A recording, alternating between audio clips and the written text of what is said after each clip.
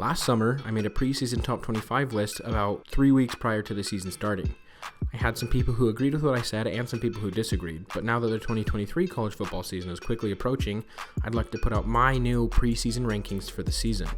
This is the last year before a 12-team playoff, and it should be one of the most contested races to get into the college football playoff that we've seen. Before we get started, if you want to see more college football content this summer and into the season, make sure to like the video and subscribe to my channel. It helps a lot with the algorithm and will help get this content out to other college football fans just like you. I want to grow this community and become one of the best places for college football on YouTube. With that out of the way, let's get to the video. To start at number 25, we have the Oklahoma State Cowboys.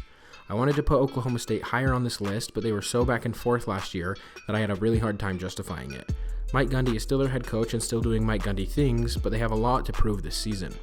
They also lost a good number of players to the transfer portal and will have a lot of questions to answer as we get into the season.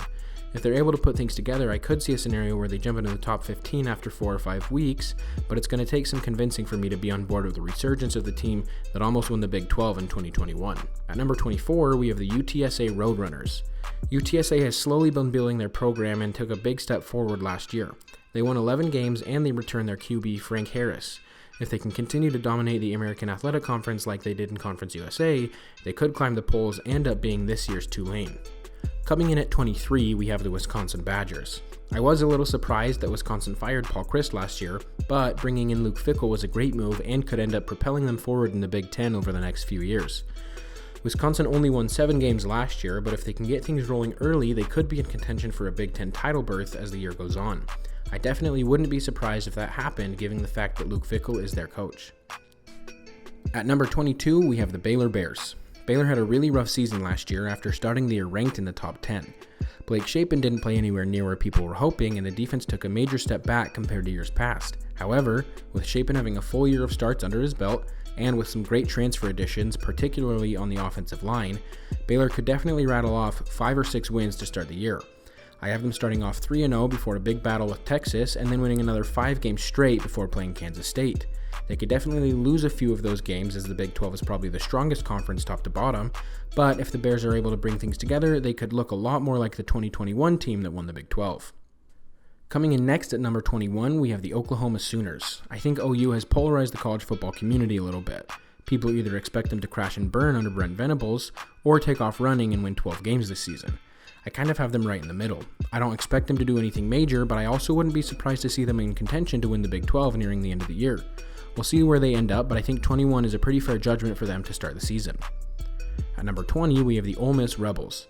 Ole Miss was really up and down last year, but with QB Jackson Dart returning and Lane Kiffin continuing to bring in big recruits, Ole Miss could take another step forward and potentially set themselves up for a killer year in 2024. However, I don't expect Ole Miss to compete for a playoff spot or even compete for New Year's Six Bowl this season. At number 19, we have the Tulane Green Wave. Tulane had a historic season last year, winning 12 games and beating USC in the Cotton Bowl. If they can continue this positive momentum, Tulane could turn into a Group of 5 powerhouse and potentially poise themselves to be in contention next time a round of realignment inevitably hits.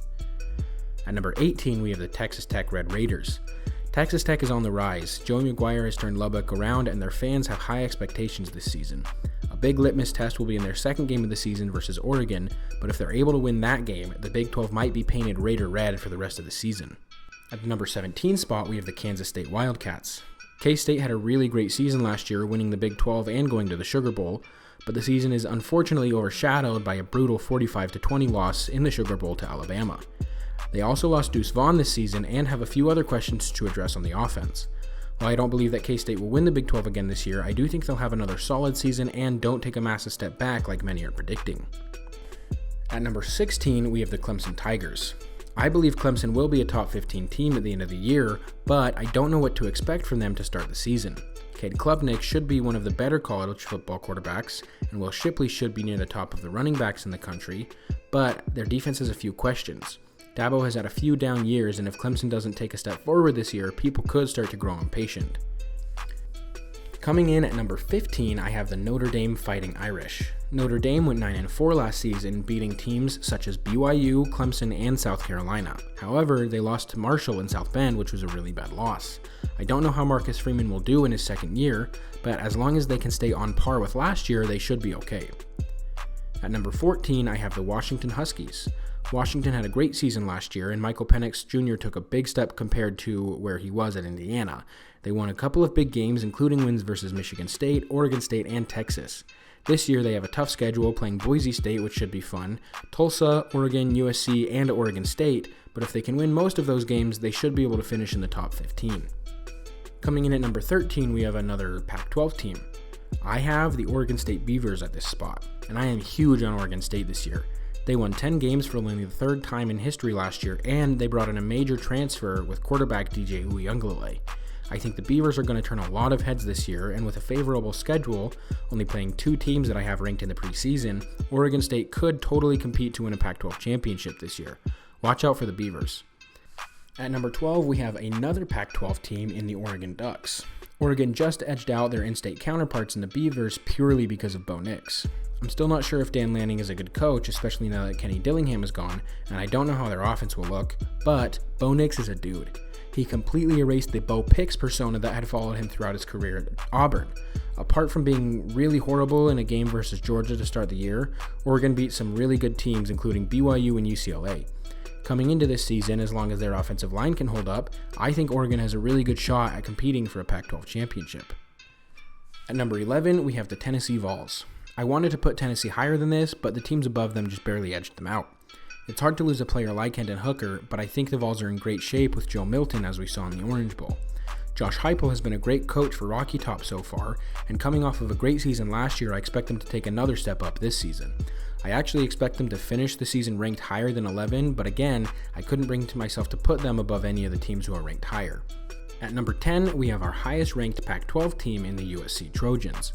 USC is somewhat of an enigma to me. They were one of the most talented teams in college football last year, but lost in 2 drubbings to Utah, which was crazy, and lost the Cotton Bowl by 1 to Tulane. USC was by far more talented than both Utah and Tulane, but played poorly in all of those games and let some of the hype get to their heads, especially in the losses to Utah. Caleb Williams is coming back, and they still have Lincoln Riley, who is one of the best regular season coaches in the NCAA, but I fully expect them to lay another egg or 2 throughout the season and lose in their bowl game. Maybe things will change once they leave the Pac-12 for the Big Ten, but this year will be another disappointment. Coming in at number 9, we have the TCU Horned Frogs. The Frogs played for a national championship last year. While it wasn't a good game, scoring only 7 points in an absolute beatdown by Georgia, they played for a national championship. They beat a 13-0 Michigan team. Max Duggan went from having been benched multiple times in college to being a Heisman finalist and getting drafted in the NFL draft, and this team is still incredibly talented. Sonny Dykes has proven himself as an A-tier coach in the sport, and I wouldn't be surprised to see TCU in a New Year's Six Bowl, especially if a different Big 12 team wins the league and makes the playoff. Coming in at number 8, we have the FSU Seminoles. I'm really high on Florida State this year with head coach Mike Norvell and Jordan Travis. I remember watching Travis come into the limelight in 2020 when they were playing UNC, and ever since then he's taken a step up each year. I full on expect Florida State to win the ACC, and while I don't think they're going to be in the playoff conversation, I would be shocked if they're not in the 7-11 range going into bowl season. At number 7, we have the LSU Tigers. I could see a number of scenarios where LSU is playing for the SEC championship and a playoff berth at the end of the year. Last year, they were able to pull off an upset of Alabama and win the Citrus Bowl in Brian Kelly's first year as head coach. With Jaden Daniels returning to Baton Rouge and what should be another stellar defense, I'm expecting a step up from last year for the Tigers. At the number 6 spot, we have the Penn State Nittany Lions. Penn State had a sneaky good season last year and won the Rose Bowl 35-21. This was the 3rd best team in the Big Ten East, and they pummeled the very best the Pac-12 could field. But that's another story for another time. Penn State has a new quarterback and highly touted recruit, Drew Aller, and they still have former Miami head coach Manny Diaz as their defensive coordinator. I predict a similar season to last year for Penn State this year.